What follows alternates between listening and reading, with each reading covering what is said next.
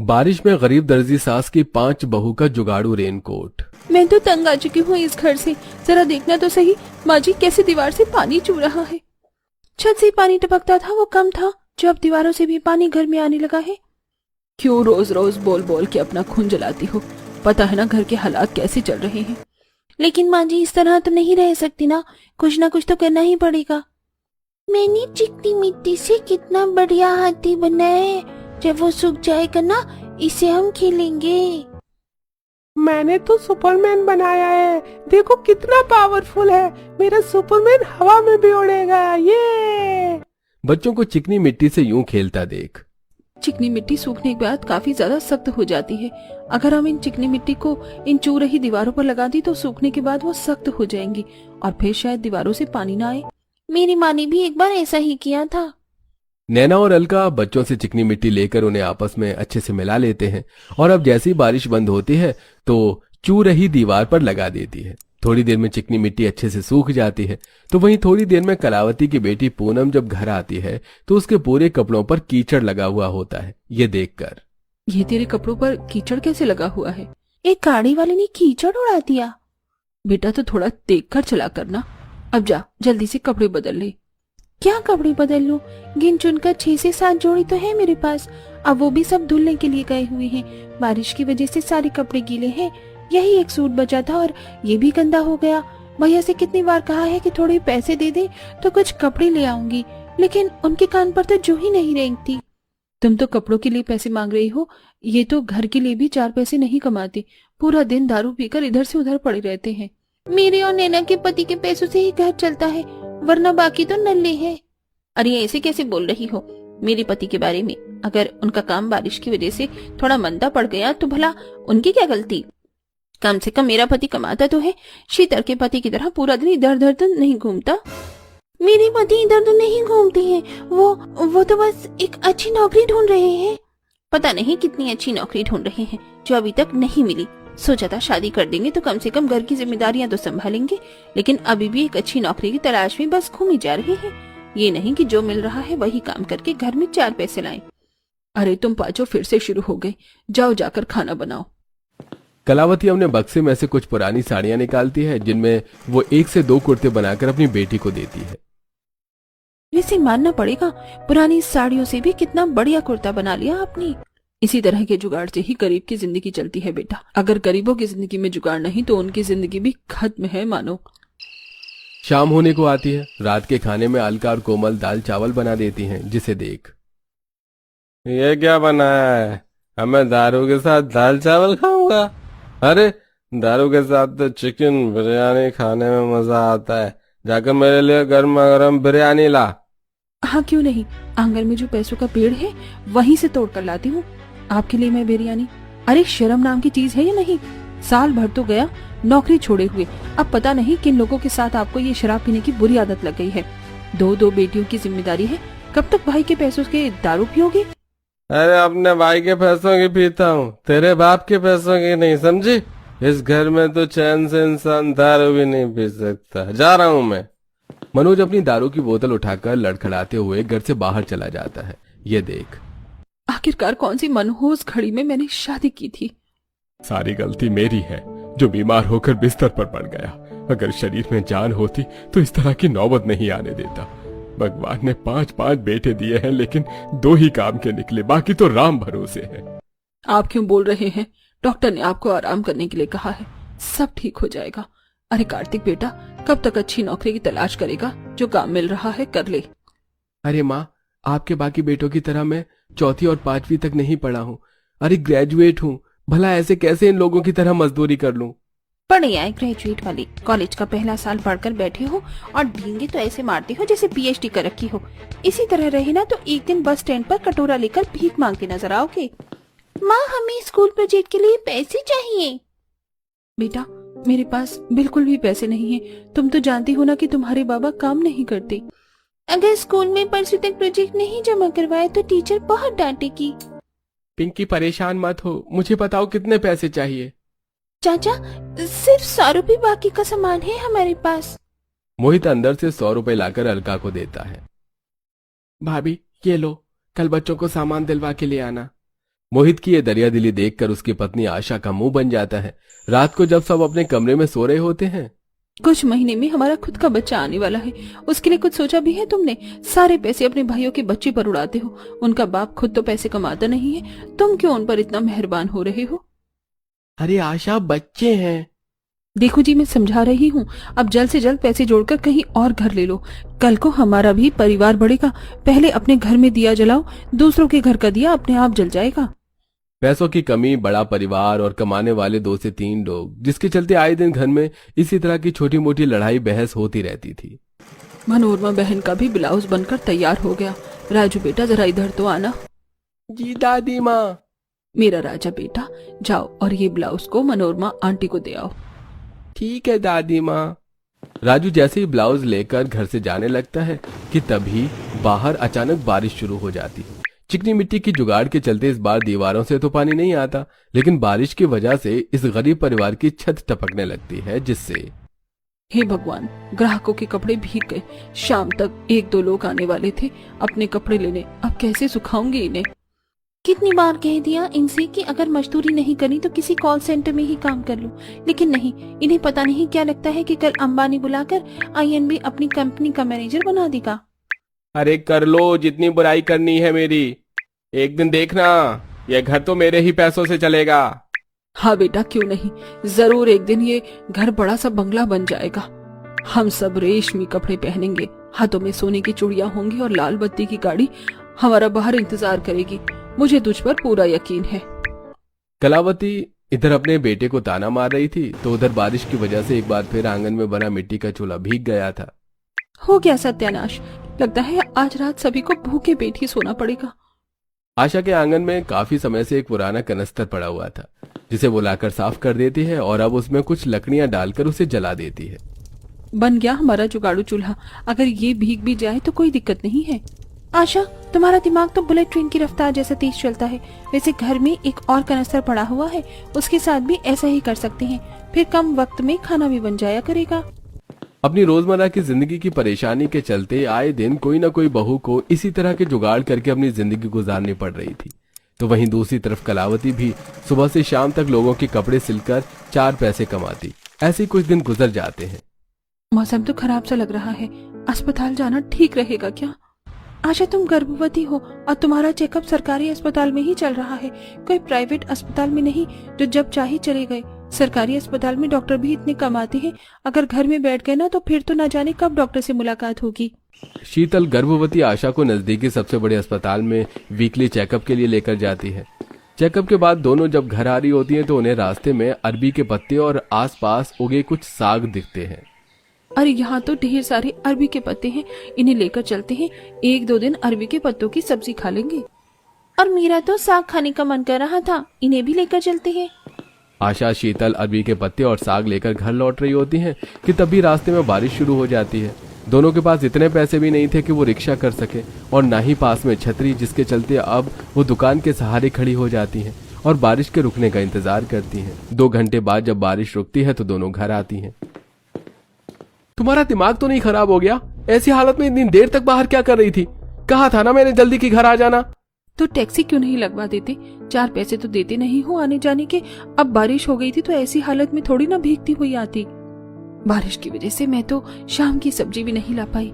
लगता है आज रखे हुए चावल ही खाने पड़ेंगे। रास्ते में आते हुए हमें साग और अरबी के पत्ते मिल गए थे तो हम ले आए। ये लो, अब इसे ही बना लो, 2-3 दिन तो गुजारा चल ही जाएगा। इन लोगों से तो कोई उम्मीद ही नहीं है। आए दिन 5 बीवियां किसी न किसी बहाने अपने पतियों को ताना मारती और ऐसे ही 1-2 दिन गुजर जाते हैं।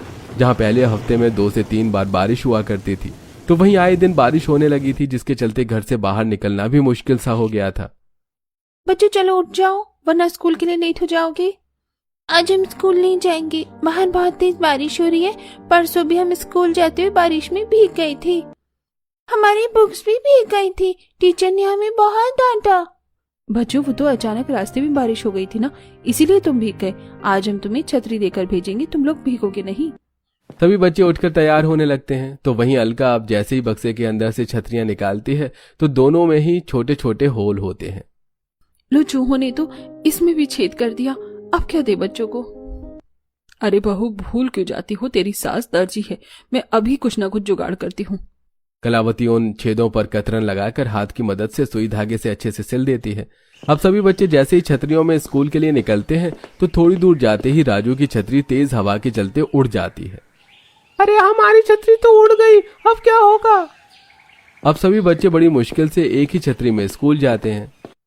अरे लगता है इन लोगों के घरों में पानी नहीं आता, तभी तो ये रोज बारिश में नहाते हुए आते हैं। तुम्हारे पेरेंट्स क्या तुम्हें रेनकोट नहीं दिलाते? देखो हमारे पास कितना बढ़िया रेनकोट है, हम तो इसमें बिल्कुल नहीं भीगते। सभी बच्चे इन्हें काफी ज्यादा चिढ़ाते हैं। घर आते हुए फिर से एक बार सभी बच्चे बारिश में भीग जाते हैं, जिससे इन्हें जुकाम हो जाता है। तुम लोग को तो छतरी दी थी ना, फिर तुम लोग भीगे कैसे? एक छतरी हवा में उड़ गई और एक में हम चारों नहीं आ पाए। क्लास के बच्चों ने पंखा भी बंद नहीं किया और हमें ठंडी लगती रही। पता है उन सब के पास रेनकोट है, हमें भी रेनकोट चाहिए, उसके बिना हम स्कूल नहीं जाएंगे। सभी बच्चे रेनकोट की जिद करने लगते हैं तो वहीं बारिश की वजह से बच्चे बड़ों का भी बाहर जाना मुश्किल हो गया था। अरे ये बारिश तो रुकने का नाम भी नहीं ले रही है, अब कैसे अपने दारू के अड्डे पर जाऊंगा? मोहित, अगर तू बाहर जा रहा है तो मेरे लिए दारू भी लेते हुए आना। हाँ, अब यही तो मेरा काम रह गया है। इस तेज बारिश की वजह से घर से बाहर निकलना तो मुश्किल हो गया है और मैं आपके लिए दारू लेकर आऊं। अगले दिन कोई भी बच्चा स्कूल जाने के लिए तैयार नहीं होता, लेकिन अपनी माँ के जोर देने पर न चाहते हुए भी उन्हें अब स्कूल के लिए तैयार होना पड़ता है। सभी बच्चे सिर पर पन्नी ओढ़े स्कूल जाते हैं, लेकिन भारी बारिश और कीचड़ की वजह से उनके सारे कपड़े खराब हो जाते हैं। देखो देखो, आज तो ये बिल्कुल बारिश के गंदे मेंढक बनकर आए हैं। लगता है पूरी बारिश में मेंढक इसी तरह आएंगे। तू ज्यादा मत बोल वरना। अरे वरना क्या, तू मेरे जैसा रेनकोट ले लेगा और फिर तू बारिश में बिल्कुल भी नहीं भीगेगा? ऐसा तो हो ही नहीं सकता क्योंकि तू तो गरीब है। अब बच्चे रेनकोट के लिए काफी जिद करने लगे थे, तो वहीं बिना छतरी के घर से बाहर निकलना भी सबके लिए काफी दुश्वार हो गया था। इसलिए आकाश और मोहित नजदीकी दुकान पर रेनकोट लेने के लिए जाते हैं। अरे भाई साहब, रेनकोट के इतने ही दाम चल रहे हैं, 500 रुपए का एक रेनकोट है और जरा इसके फैब्रिक तो देखिए, 4 साल खराब नहीं होगा। अरे भाई साहब, हमें 1-2 नहीं बल्कि 7-8 रेनकोट चाहिए। अब इतने पैसे थोड़े ना है हमारे पास, थोड़ा सही लगा लो। देखो सही सही चाहिए तो सामने वाली दुकान पर चले जाओ, 100 रुपए का रेनकोट है, लेकिन देखना ज्यादा दिन नहीं चलेगा। पैसों की कमी के चलते आकाश मोहित 100 वाले 7 से 8 रेनकोट ले लेते हैं, जिसे पहनकर कुछ दिन तो वो लोग बारिश से बच जाते हैं। तो वहीं दूसरी तरफ अच्छा हुआ हमने बारिश का पानी इकट्ठा करना शुरू कर लिया, वरना कितनी दिक्कत हो जाती। आए दिन बारिश की वजह से सरकार पानी नहीं छोड़ती, पर अब ये बारिश का पानी कितने काम आता है हमारे। मानना पड़ेगा बहू, कपड़े सुखाने का तो तुमने काफी बढ़िया जुगाड़ कर लिया। माँ जी, वो तो करना ही था, अब कब तक गीले कपड़ों को यूं घरों में डालकर रखते। इसी तरह 1 से 1.5 हफ्ता गुजर जाता है और अब 100 रुपए वाले रेनकोट खराब होने लगते हैं। अरे देखो इनको, इनके तो रेनकोट में कितने सारे होल हो गए। अरे बुद्धू, रेनकोट बारिश से बचने के लिए पहना जाता है, बारिश में भीगने के लिए नहीं। कि रेनकोट फट कैसे गया? अभी तो इन्हें लिए हुए 1 महीना भी नहीं हुआ है। क्या फायदा रेनकोट को पहनकर बाहर जाने का, पूरे तो भीग गए हम। इतनी जल्दी सभी रेनकोट को खराब होता देख कलावती, इन रेनकोट को बनाने के लिए जो फैब्रिक इस्तेमाल किया गया है ये तो काफी हल्का है, इसीलिए जल्दी फट गए। माँ, 500 रुपए वाला भी था वहां पर और उसका फैब्रिक काफी अच्छा था, लेकिन इतने पैसे भी तो नहीं है। कलावती ने सिलाई करके 500 रुपए जोड़ लिए थे। अपने बेटों की बात सुनकर और रेनकोट के इतने हल्के फैब्रिक देखकर अब कलावती उस महंगे वाले रेनकोट की शॉप पर जाती है और वहां से 500 रुपए का रेनकोट लाती है। माँ, आपने बिल्कुल सही किया, अब एक एक करके सबके लिए ऐसे महंगे रेनकोट लाने पड़ेंगे। ये रेनकोट मैं यहाँ इसलिए लेकर आई हूँ ताकि मैं समझ सकूं कि ये कैसे बनाए जाते हैं। इसमें जो फैब्रिक इस्तेमाल हुआ है ये काफी सस्ते दामों में मिल जाता है, लेकिन फिर भी उस दुकान वाले ने इसे इतना महंगा दिया। आज बारिश का मौसम है और रेनकोट महंगे नहीं होंगे तो फिर क्या ही महंगा होगा। इसलिए बहू, मैं सोच रही हूँ कि क्यों ना अब रेनकोट लाने के बजाय मैं घर पर ही बनाऊं। कलावती मार्केट से रेनकोट बनाने का फैब्रिक लेकर आती है और खरीदी हुए रेनकोट से आइडिया लेकर कलावती अब रेनकोट बनाने की शुरुआत कर देती है, जिसमें उसकी बड़ी बहू अलका उसकी मदद करती है। माँ जी, मैंने सही काटा ना, अब इन बाकी बने रेनकोट पर बटन लगा देती हूँ। बटन नहीं चेन लगा देते हैं बहू। खोलने बंद करने में ज्यादा आसानी होगी और सबसे पहले बच्चों के रेनकोट तैयार करते हैं।